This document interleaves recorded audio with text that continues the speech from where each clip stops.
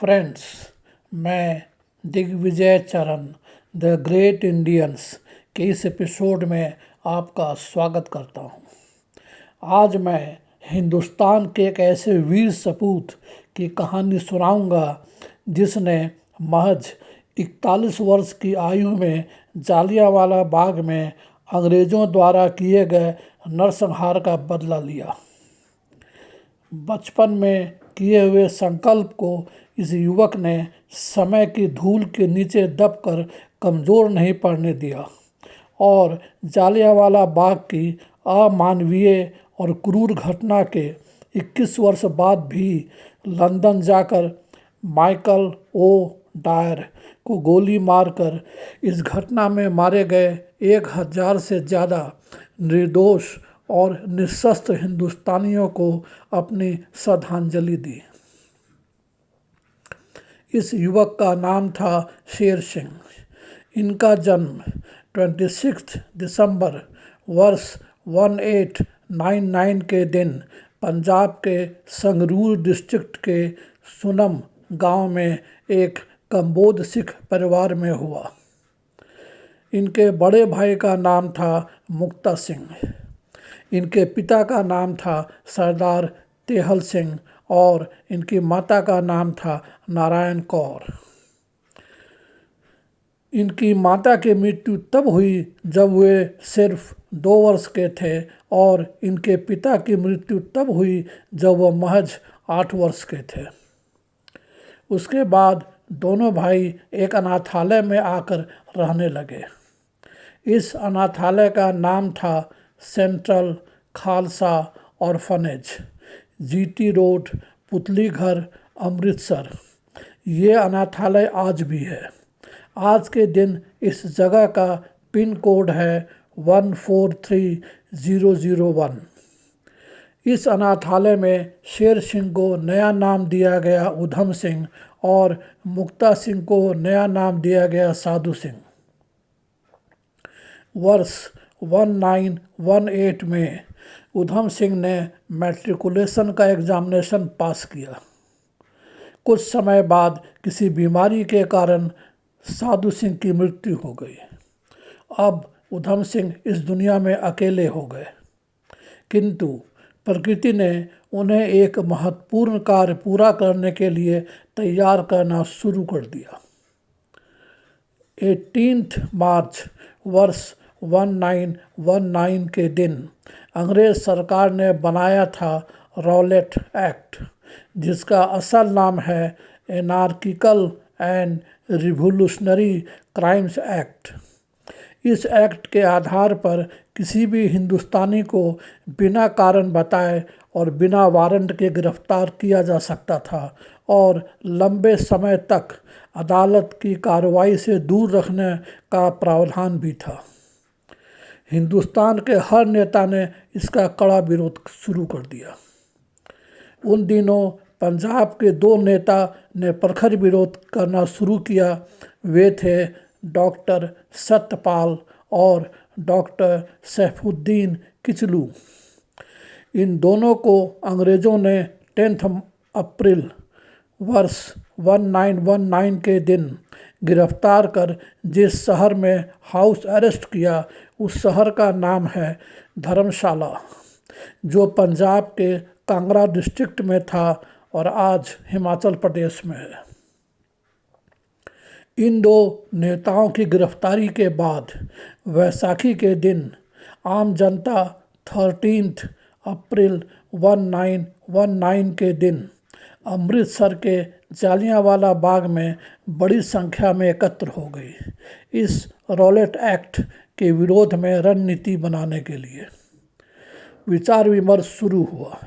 अचानक शाम 5:37 PM के समय ब्रिटिश इंडियन आर्मी के ब्रिगेडियर जनरल रेजिनाल्ड एडवर्ड हेरी डायर, जिन्हें जनरल डायर के नाम से भी जाना जाता है, 50 आर्मी जवान्स के साथ आधमका और जालियांवाला बाग के अंदर आने वाले मार्ग पर तैनात हो गया। जालियांवाला बाग से बाहर निकलने का भी यही एक मार्ग था। इन 50 आर्मी जवान्स ने इस निहत्थे भीड़ पर अंधाधुंध गोलियां चलाना शुरू कर दिया। चूंकि बाहर जाने का मार्ग तो बंद हो चुका था, लोग चारों ओर 15 फीट ऊंची दीवार लांघने का असफल प्रयास करने लगे। इस जालियांवाला बाग के केंद्र में एक सूखा कुआं था, जिसमें लोगों ने प्राण बचाने के लिए कूदना शुरू कर दिया। 15 मिनट तक राइफलें गरजती रही और कुल 1650 गोलियां चलाई गई। देखते देखते ये कुआं लाशों से भर गया। गोल्डन टेम्पल के बगल में स्थित 7 एकड़ के क्षेत्रफल में फैला हुआ इस जालियांवाला बाग में हर तरफ लाशें ही लाशें बिछी थी। कुल 1000 से ज़्यादा हिंदुस्तानी मारे गए और 1200 से ज़्यादा लोग घायल हुए। जब ब्रिटिश इंडियन आर्मी वहाँ से गई तो सिवाय दर्द भरी चीख और कराहने की आवाज़ के अलावा वहाँ कुछ भी शेष न था। जनरल डायर ने जो ये कृत्य किया, ये उसने उन दिनों पंजाब के lieutenant governor Michael O'Dwyer के आदेश पर किया था। कई लोग गोलियों की आवाज़ सुनकर भागे आए। उनमें उधम सिंह भी था, जो घायलों को पानी पिला रहा था। आत्मा को खौला देने वाले इस दृश्य को देखकर 20 वर्षीय उधम सिंह ने निश्चय किया कि वह इस घटना के जिम्मेदार अंग्रेज की हत्या कर इन अतृप्त आत्माओं को श्रद्धांजलि अवश्य देगा। उसके आगे का मार्ग धूमिल दिख रहा था, किंतु लक्ष्य स्पष्ट था। इसके कुछ दिनों के बाद दोनों माइकल ओ डायर और जनरल डायर को वापस लंदन बुला लिया गया। हिंदुस्तान में वर्ष 1931 के जनवरी महीने में इलीगल हथियार रखने के जुर्म में उधम सिंह को गिरफ्तार कर 3 महीने के लिए लाहौर जेल में बंद कर दिया गया। यहाँ उधम सिंह की मुलाकात हुई महान क्रांतिकारी भगत सिंह से। इस मुलाकात से उधम सिंह की देशभक्ति की भावना को और बल मिला। भगत सिंह को 23 मार्च वर्ष 1931 के दिन फांसी दे दी गई और इधर 1 जनवरी वर्ष 1934 के दिन उधम सिंह लंदन पहुँचे और 9 एल्डर स्ट्रीट लंदन में रहते हुए कारपेंटर अर्थात फर्नीचर बनाने का काम करने लगे। उन्हें पता चला कि जनरल डायर की मृत्यु वर्ष 1927 में ही एक घातक बीमारी की वजह से हो चुकी है। इस तरह जनरल डायर की मृत्यु तब तक हो चुकी थी। वहाँ उधम सिंह खालसा जथ गुरुद्वारा के प्रेसिडेंट डॉक्टर दीवान सिंह और जनरल सेक्रेटरी शिव सिंह जोहाल के संपर्क में आए। फिर उन्होंने एक ब्रिटिश आर्मी ऑफिसर से एक रिवॉल्वर खरीदा। 13 मार्च वर्ष 1940 के दिन लंदन के कॉक्सटन हॉल में एक राजनीतिक सभा में माइकल ओ डायर मुख्य अतिथि था। चूँकि भारत से लौटने के बाद वह ब्रिटिश पार्लियामेंट में हाउस ऑफ कॉमन्स का मेंबर बन चुका था। कड़ी सुरक्षा के बावजूद भी एक किताब के अंदर रिवॉल्वर छिपाकर उधम सिंह हॉल के अंदर प्रवेश कर गया। अंदर आकर वह दर्शकों के पहली कतार में जाकर बैठ गया। जैसे ही माइकल ओ डायर अपना भाषण देने के लिए खड़ा हुआ, उधम सिंह ने झट से रिवॉल्वर बाहर निकाला और उसकी ओर रिवॉल्वर की सारी गोलियां दाग दी। एक गोली माइकल ओ डायर के सीने में लगी और एक गोली उसके सर में लगी। वह उसी जगह गिरा, तड़प भी न सका और मर गया। माइकल ओ डायर के आसपास मंच पर बैठे हुए 3 अंग्रेज़ों को भी गोलियां लगी और वे घायल हुए। इसके बाद उधम सिंह ने भागने का कोई प्रयास नहीं किया और स्वयं को सिक्योरिटी फोर्सेस के हवाले कर दिया। उन्हें गिरफ्तार कर ब्रिक्सटन जेल लंदन में बंद किया गया। जेल में रहते हुए उन्होंने लंबे समय के लिए आमरण अनशन किया। अंग्रेज प्रशासन ने उन्हें बलपूर्वक फ्रूट जूस पिलाया। अंततः 4 जून वर्ष 1940 के दिन उनका मुकदमा शुरू किया गया सेंट्रल क्रिमिनल कोर्ट लंदन में। जो जज थे उनका नाम था जस्टिस एटकिंसन। उधम सिंह की तरफ से वकालत करने वाले वकील का नाम था जॉन हचिसन। उधम सिंह ने कोर्ट में जो कहा वो अत्यंत ही प्रेरणादायक है।